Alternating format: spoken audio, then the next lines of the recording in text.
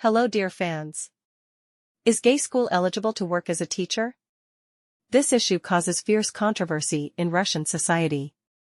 On the one hand, there are no legal prohibitions on employment for gays, including in schools. On the other hand, after the hysteria against pedophiles artificially cultivated in the media and social networks, with an emphasis on the representatives of the gay community, many parents are very wary of people with non-traditional sexual orientations who, in one way or another, can communicate with their children. Legal grounds. A person cannot be denied a job because of his sexual orientation. He also cannot be fired because of this.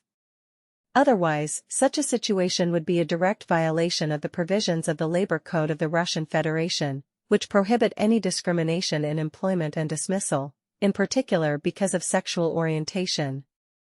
Article 3 of the Labor Code of the Russian Federation states, no one can be restricted in labor rights and freedoms or receive any advantages, regardless of gender, race, skin color, nationality, language, origin, property, family, social and official status, age, place of residence, attitude to religion, political beliefs, affiliation or non-affiliation with public associations, as well as from other circumstances not related to the business qualities of the employee.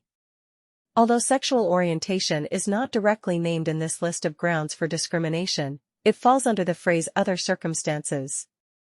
Also, the Constitution of the Russian Federation, in its second part, in Article 19, presents a fairly wide, albeit not exhaustive, list of grounds that prohibits any kind of discrimination, and if the employer does not comply with the above norms, the employee has a legal basis to apply for protection of violated rights to the State Labor Inspectorate, to the Labor Disputes Commission or even to the court.